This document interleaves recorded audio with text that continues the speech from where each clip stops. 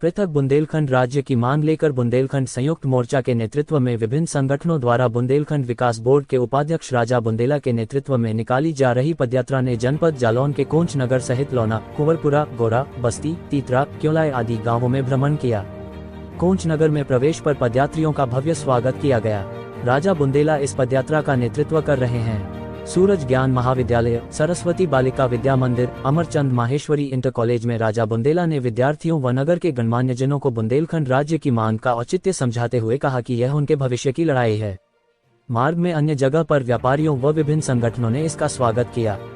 यहाँ आयोजित सभा में वक्ताओं ने कहा कि बुंदेलखंड राज्य अवश्य बनेगा। बुंदेलखंड राज्य बना तो तरक्की के नए मापदंड तय करेगा। अब उपरा का विभाजन होना ही चाहिए और जल्द बुंदेलखंड, पूर्वांचल, हरित प्रदेश राज्य का निर्माण हो। 2 राज्यों में विभाजन के बाद भी बुंदेलखंड का गौरव कम नहीं हुआ है। बुंदेलखंड संयुक्त मोर्चा पृथक बुंदेलखंड के लिए गांव-गांव काम कर रही है और यह यात्रा उसके उद्देश्यों से जुड़ी है। बुंदेलखंड हर बुंदेलखंडी की मांग है। इस पदयात्रा के माध्यम से सरकार भी यह बात समझेगी।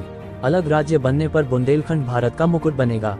इस अवसर पर राजा बुंदेला ने कहा कि बुंदेलखंड की लड़ाई को जनमानस तक ले जाने के लिए यह पदयात्रा आयोजित की गई है।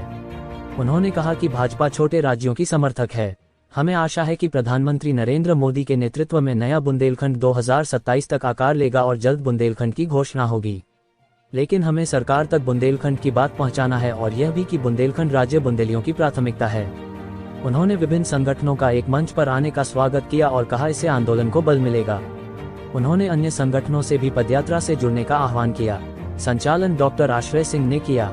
यात्रा में नगर एवं ग्रामीणों ने भारी संख्या में समर्थन दिया और साथ ही साथ ग्राम प्रधानों ने पृथक बुंदेलखंड राज्य निर्माण हेतु राजा बुंदेला को समर्थन पत्र सौंपा। साथ ही मिलने वाले जन समर्थन के प्रति सभी ने आभार व्यक्त किया।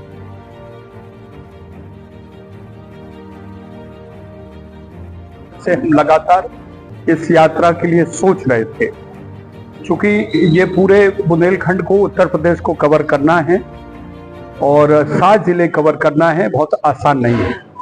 और हम ठंड से निकल रहे हैं, ठंड है और कहीं व्यवस्था में ठीक मिलती, कहीं नहीं मिलती है। वो सारी चीजें हम देख रहे थे।